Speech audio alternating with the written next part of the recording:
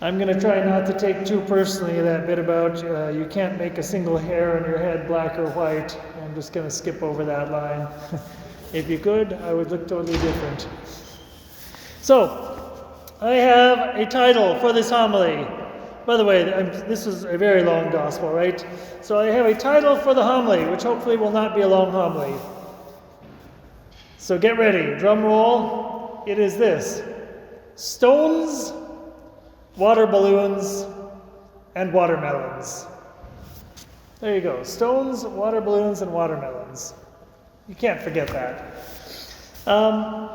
Why do I pick that name? Those are three images that came to mind when looking at kind of the different points that Jesus is making in the gospel. If you want to summarize the entire gospel, really what Jesus is coming down to is the gospel is something that needs to change our hearts on the inside. What we do on the outside is not so important. It's not so important what we look like in front of other people, if we look holy or if we quote-unquote act holy. If your heart does not love, then what's the point? That's a summary of the whole gospel. But in order to give you three images, we've got stones, water balloons, and watermelons. I don't know how I landed up on that, but I started going back to my days in the Philippines when I used to do youth ministry, and that's the kind of stuff I used to do. So, Mahatma Gandhi. Everyone remembers who Mahatma Gandhi was? Do you know who Mahatma Gandhi was? Never heard of him. Do you know who he was?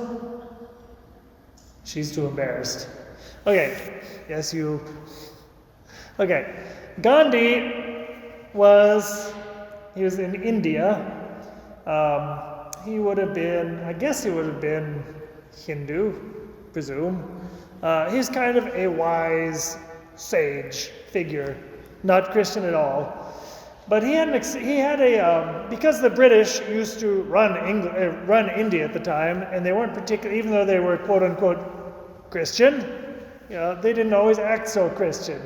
You know how imperialist nations tend to act when we take over other nations. So, they didn't give Christianity a really good name in India.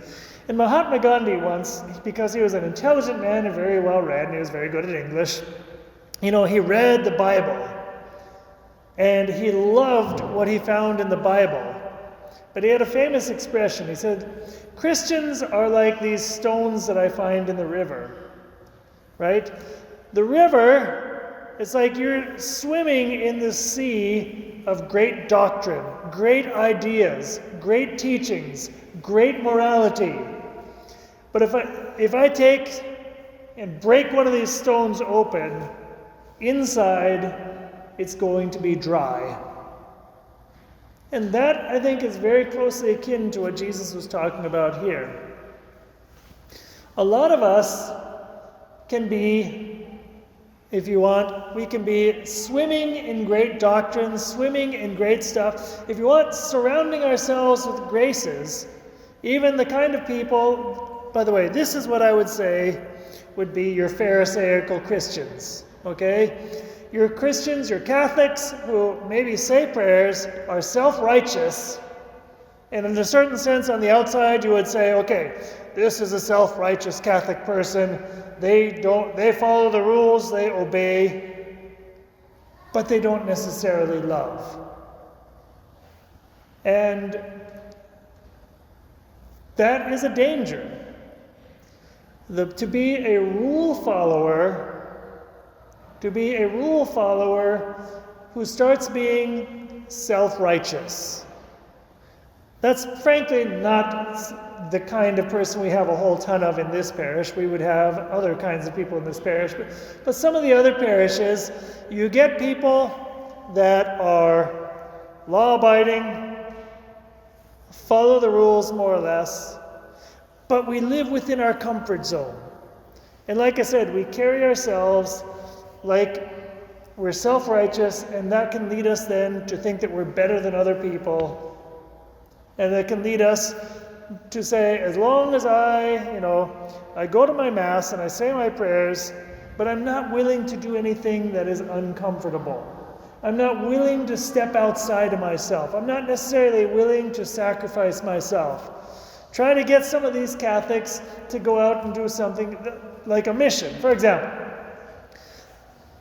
A lot of times people, and again, liturgy is important. It is very important. Liturgy is the very prayer of God himself. So properly understood, if we are entering into the Mass and the liturgy, it is the most important thing we can do with our lives.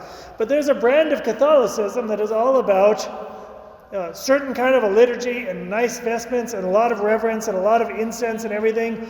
And you try to get that person to go out and share the faith with somebody. You try to get that person to go out and do a mission. You try to get that person to go out and do a work of mercy, and no. Why? Because that brand of Catholicism is very safe, the liturgical brand. And again, liturgy is, if properly understood, it is the most important thing that we will do. Okay, so I'm not denigrating like the Mass, by God forbid. Prayer, the Mass and sacraments are like the greatest means we have at our disposal. But we can live them in a false way. They are meant to sanctify us, to get us out of ourselves, to make us holy, to make us into saints. Not just to keep us in this comfortable little Catholic universe where as long as I stay within the walls of the church and I don't do anything really bad, I'm good. Those are the Catholics that are like the stones in the river, surrounded by grace, surrounded by great doctrine, surrounded by beauty and great teaching, and they're dry inside. And that's a real danger that a lot of us can face. Those are the stones of the analogy. Water balloons. You're probably wondering, where the heck does the water balloons come from? No intelligent, great person came up with water balloons. I came up with water balloons. So here you go. When I used to do youth ministry in the Philippines, I had boys' clubs. So it's a tropical country, and I was dealing with these little spoiled rich kids. So what I liked to do was get them out of their houses, away from their video games, and get them kind of in contact a little bit with physical reality. I used to make them play a lot of sports. I would take them out, we'd go find campgrounds and do stuff. My goal was, I want my kids to be covered with mud and nasty looking because they're boys. And I want boys to do boy things. That was always my shtick. Okay?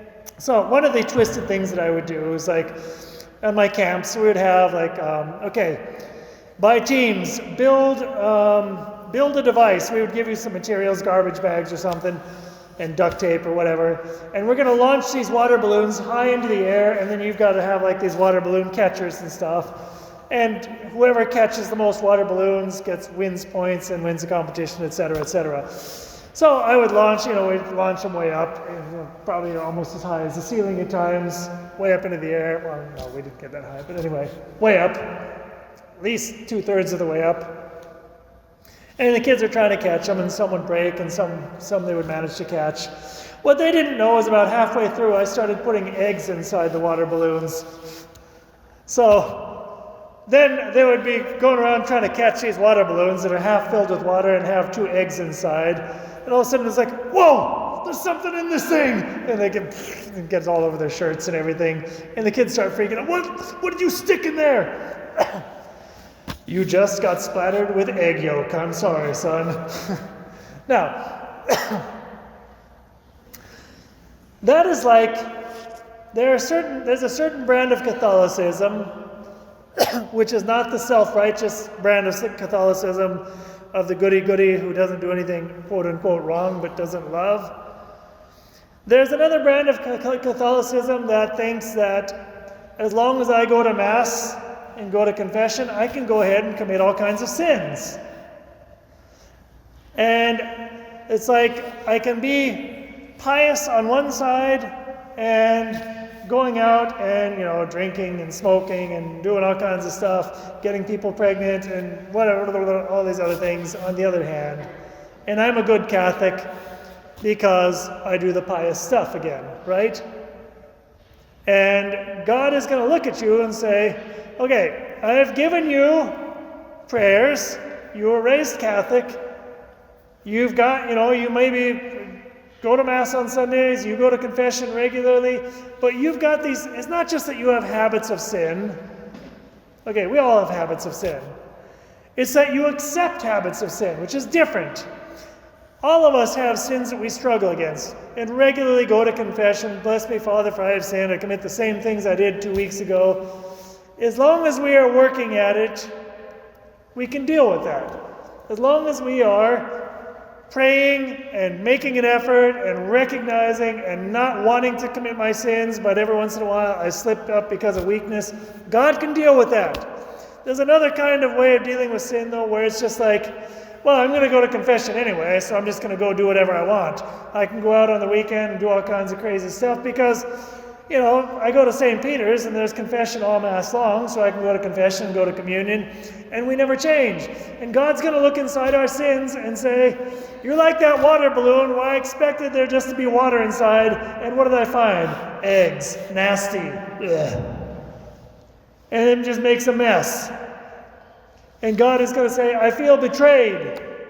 Okay? Just like those kids that felt shocked and then later horrified when the water balloon broke on them and they're covered with egg. And Father Eric was over on the side laughing at them. Okay? Those are the water balloon Catholics. So, what kind of Catholic should we be? Well, there's another thing that I used to do a lot of in my camps, which is the following. I used to, in my boys' camps, we would have this activity, usually because I wanted to put the boys together in teams. So at the beginning of the camp, we'd say, okay, there's like 30 kids on the camp, break them up into 4 teams. And you would have team building activities. And, boys' logic is like this. Girls do other things, by the way. The boys, one of the best things you can do for young kids, young boys, is put them together, have them build something together, and then have them break it. And if they can do it in a way where they smash it, like, build something out of popsicle sticks and stuff, and then smash them into each other or blow it up with TNT or whatever. So one of the things we would do was, you would have like some sort of box, we'd give them construction materials, duct tape, popsicle sticks, barbecue sticks, whatever. And again, we loved eggs, so we don't, eggs, why do we like eggs? Because eggs are messy. So I'd give them an egg, and you guys have to build like a box that's going to protect the egg.